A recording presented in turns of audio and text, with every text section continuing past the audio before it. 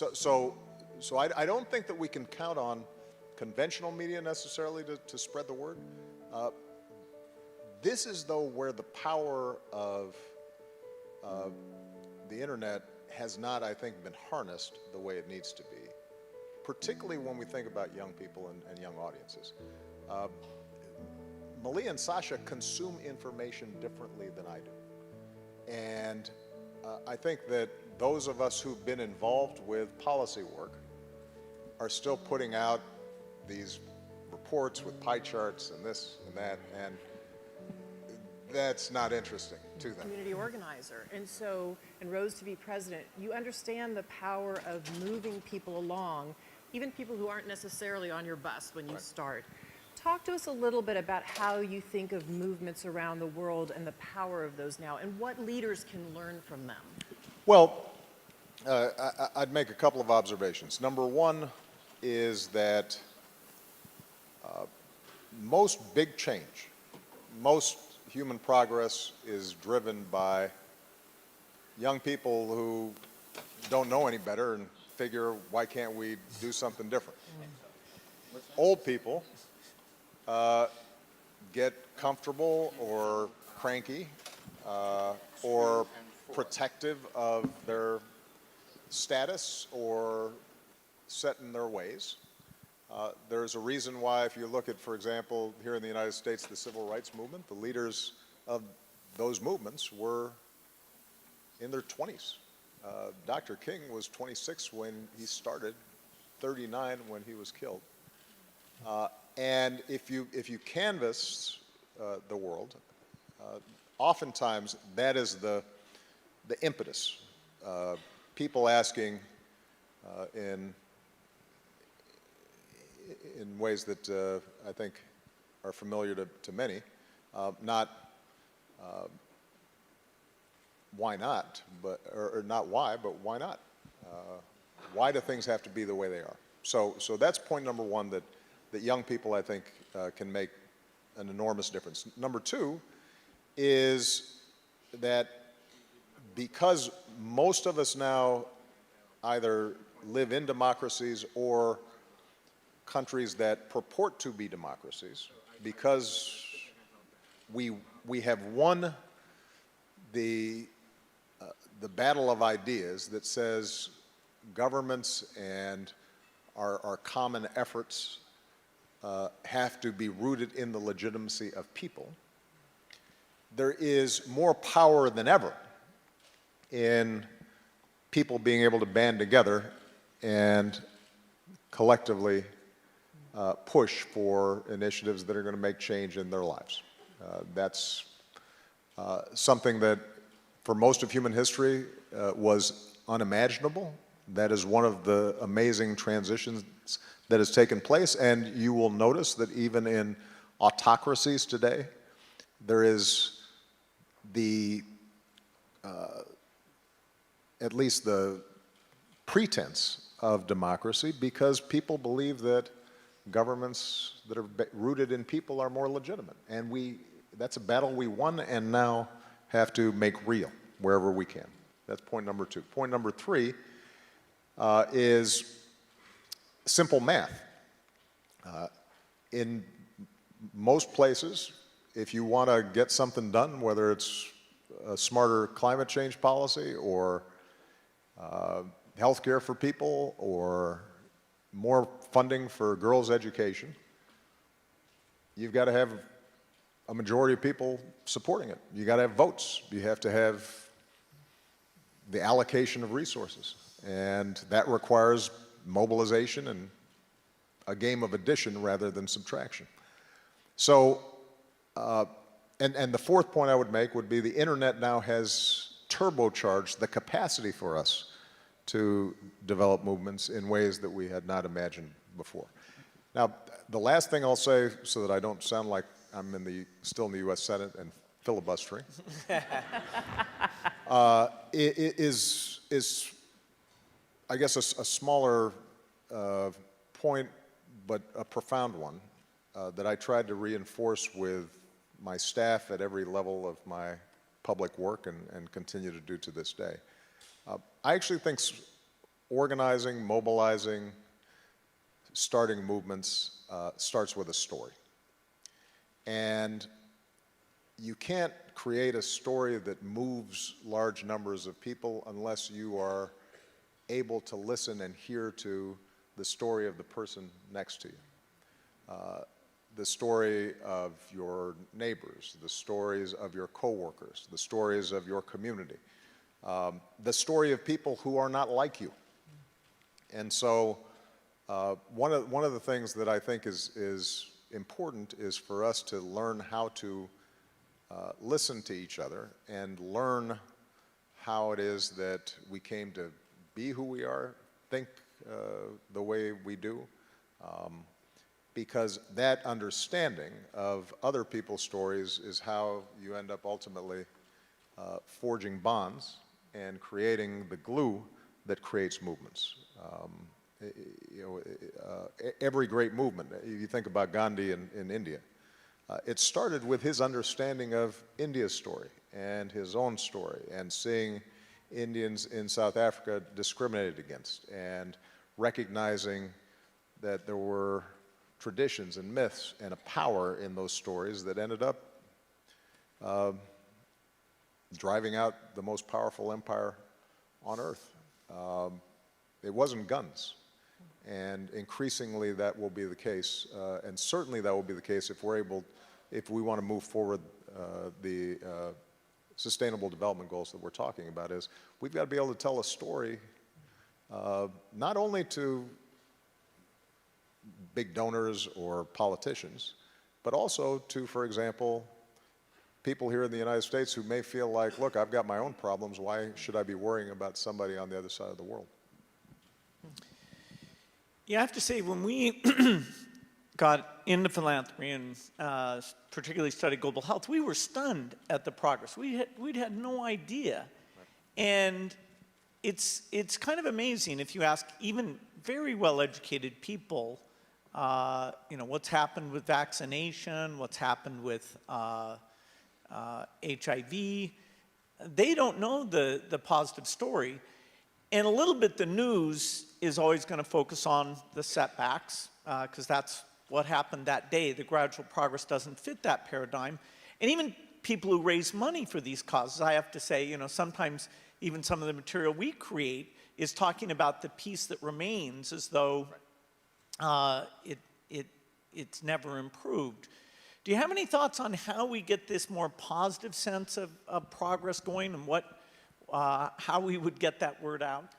Well, look, you're talking to somebody who for 7 years tried to get the word out that things were going pretty good, and nobody, at least about 40% of the country, didn't believe me until I was gone, and then suddenly they believed it and they said things are great.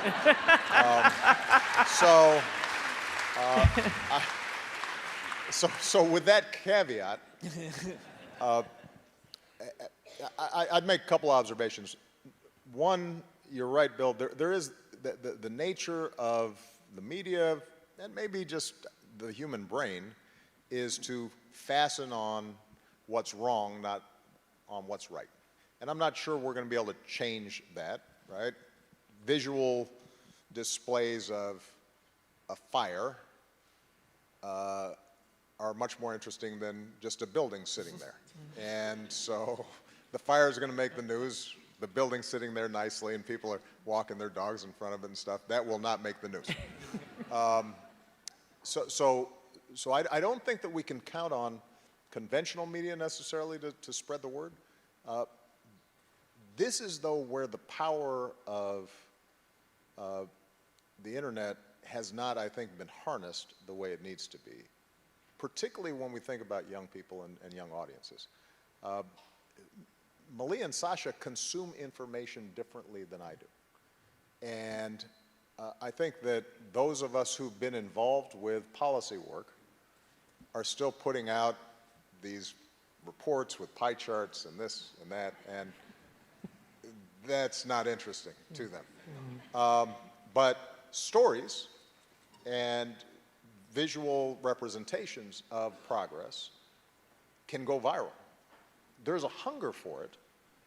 It's just that we don't systematically think about it. And so I think when the three of us were talking a while back, I mentioned that one of the areas that I'm deeply interested in is how do we build sort of a digital platform whereby people can go to find out what's happening that is moving the progress on issues and then activates them. Because I heard somebody, I think it was maybe Trevor, saying an important point.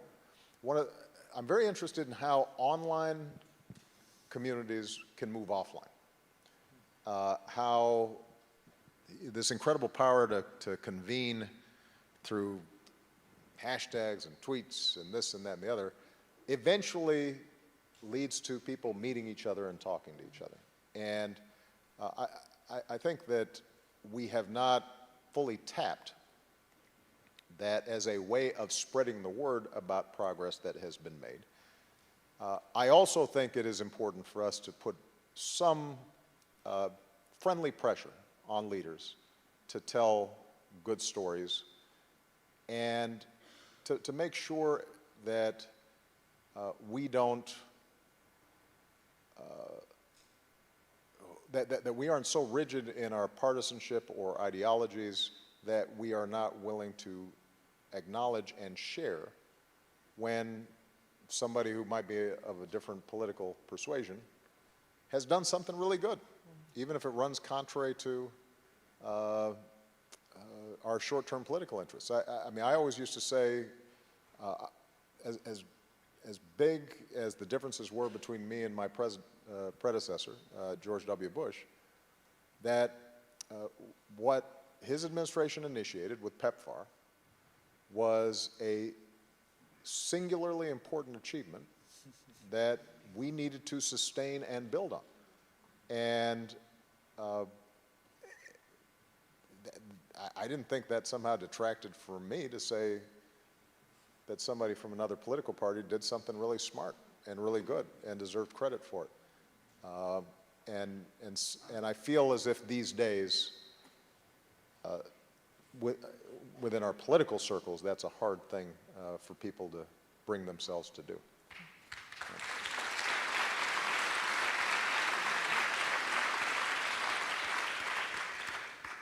One of the things that Bill and I had the great privilege of doing when you were in the White House late in your presidency was spending a little bit of casual time on a Saturday night. And your daughters were in and out of your home, Malia and Sasha.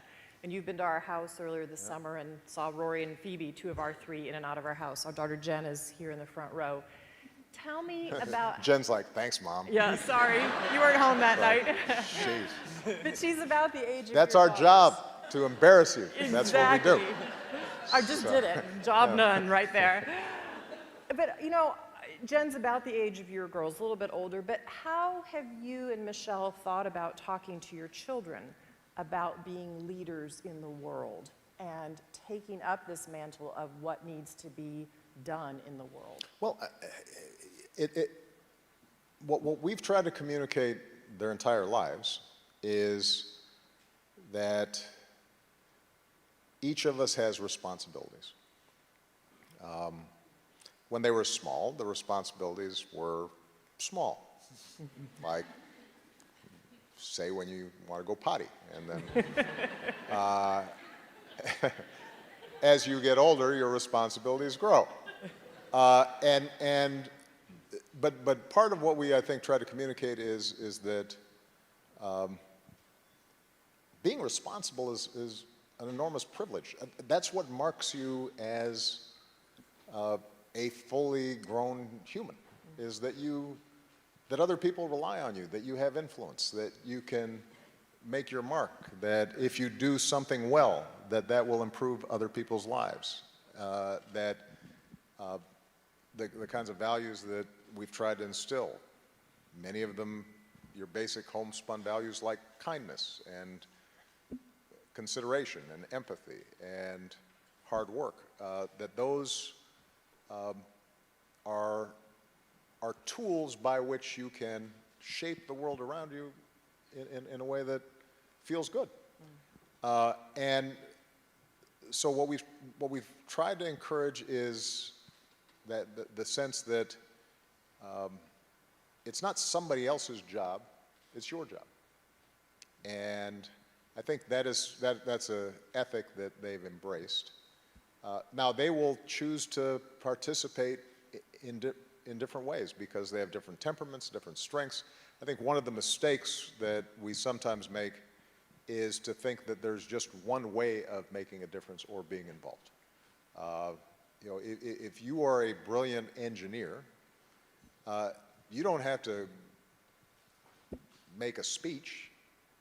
You can create an app that allows an amplification or the scaling up of something that is really powerful.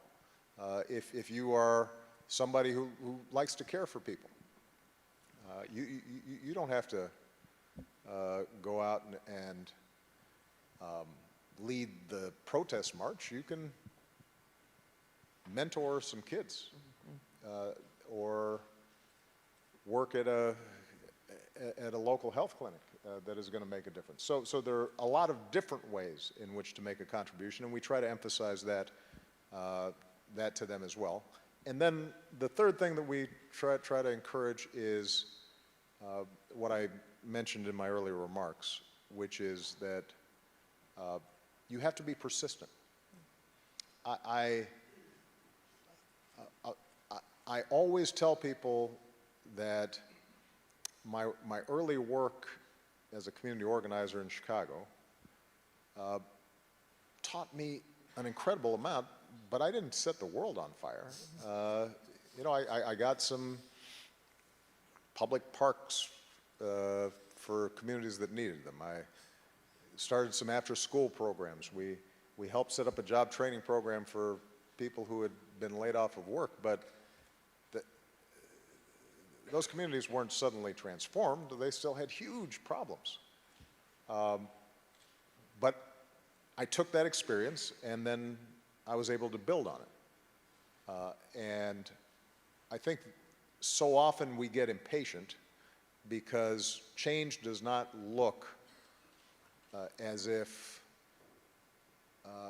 sometimes it's not as discernible or immediate or impactful as we had imagined in our minds. And we get disappointed and we get frustrated. And for me, by the way, that's advice in life and not just in social change. I assume occasionally there was a bug in the software build. Every now and then. Every once in a while, you know, and we got to patch it again. This is annoying. But that's how. I heard it a little differently than that. I wasn't known for my patience. Yeah. I didn't hear, oh darn. Bill, did you have one last question? Yeah. So this week, part of the reason we're all in New York is the United Nations is meeting. And, you know, so many of these global institutions that were created right after World War II, World Bank, World Health Organization, UNICEF, they've been key partners for many of these causes. And yet, there is definitely a cynicism about their bureaucracy, their efficiency, and their ability to change. In fact, with very few exceptions like Global Fund and Gavi, we haven't had any new ones. So over the next 10 or 20 years, do you think these global institutions in terms of reform or creating new ones for pandemics and climate change, can they step up to play the role we need them to play? Well, let me first of all say that the biggest problems we confront, no one nation is going to be able to solve on its own. Not even a nation as powerful as the United States of America. There are times during my presidency where I was attacked for not claiming that we could go on our own, as if that was an expression of weakness. No, I believe that the United States is, in fact, an indispensable nation, and that many of the initiatives and much of the progress that we've made could not have been done unless we underwrote those efforts. And I'll use as an example our handling of Ebola, which in retrospect, I think a lot of historians would argue was one of the, if not the most effective emergency public health intervention in history. We had to create the architecture and the infrastructure and send our military in to create runways where the Chinese could then land planes to deliver goods. And we had to provide guarantees to the Europeans so that if they sent health workers, they could feel some assurance that they could be medevaced out if they got infected. So I take great pride in what the United States can do, but if we're talking about climate change or global migration spurred on by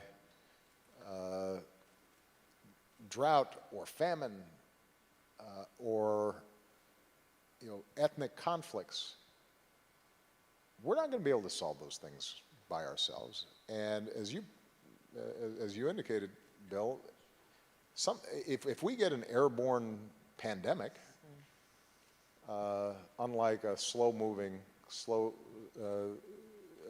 disease that's difficult to transmit like Ebola, if we haven't built ahead of time some structures to deal with this, millions of people could be adversely impacted. So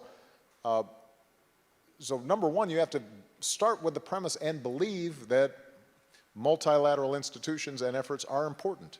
And you don't have to cede all your sovereignty, or it doesn't make you less patriotic to believe that.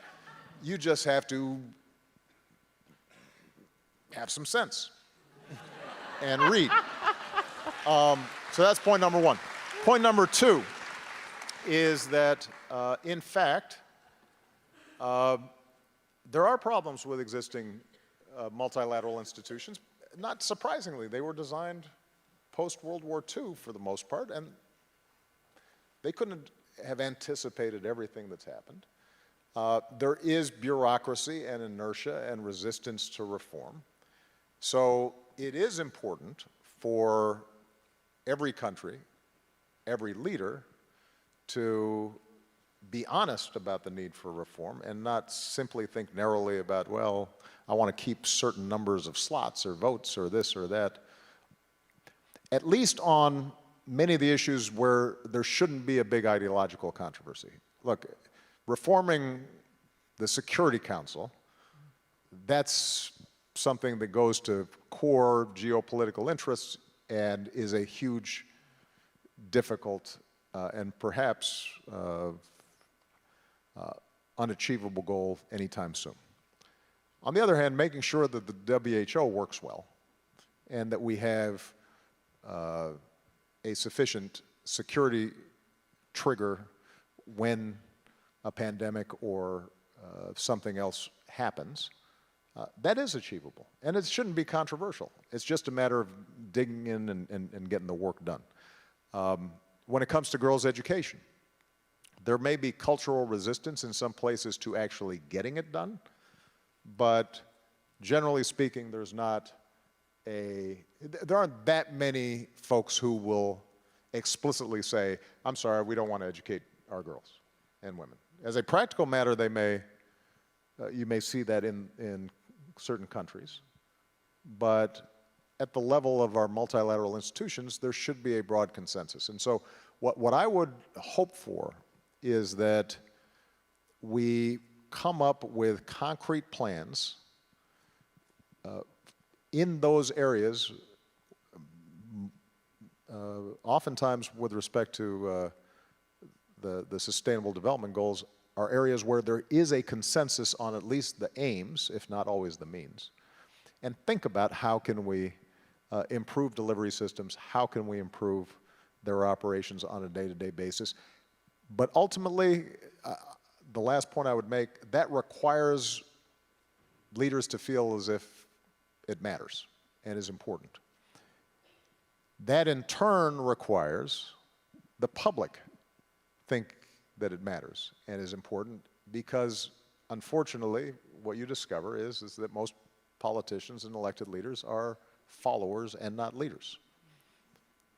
They're called leaders, but most of the time they follow. They see what do their constituencies care about, and they respond. And one of the biggest challenges that we've had is that, and I speak most intimately about the United States, the general public responds with enormous generosity when they see a specific story of a child who's hungry, or somebody who's been stricken by a flood. But when it comes to just a general knowledge or interest in development funding, not only do they not know much, but they oftentimes have a negative reaction, because their view is, we've got a lot of needs here at home, why are we sending money overseas? Sadly, it is one of the only areas where Democrats and Republicans agree in the United States is on foreign aid. And repeatedly you've seen public opinion surveys where people wildly overestimate what we spend on foreign aid. They think 25% of the federal budget is going to foreign aid and helping people other than folks in their towns and their communities.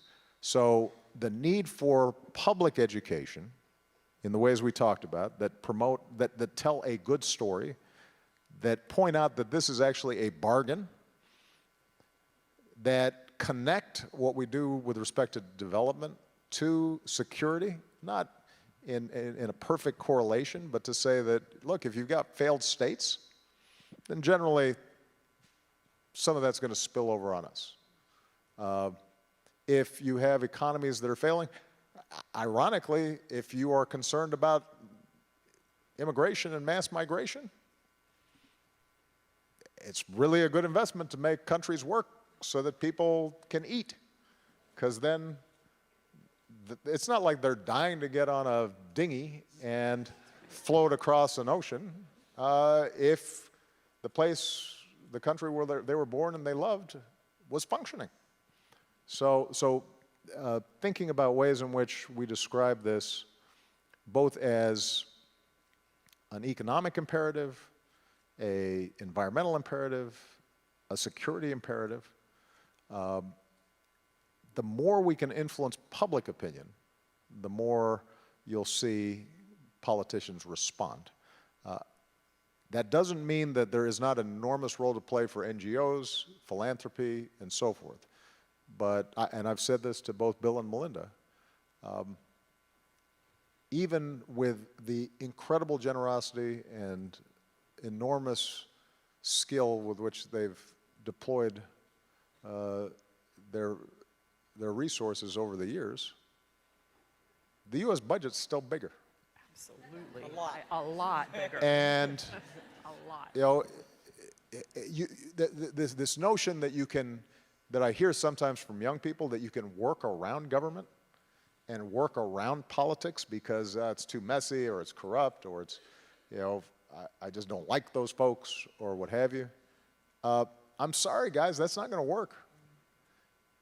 If you want to get done what you're talking about, you will have to combine effective philanthropy and technical know-how and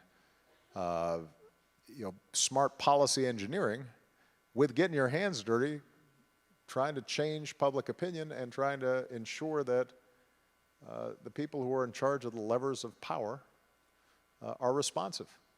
And that will require work, and I guarantee you, you will be disappointed at points. But what a glorious thing it is to be responsible for saving the world. That's your responsibility. And Arn, thanks.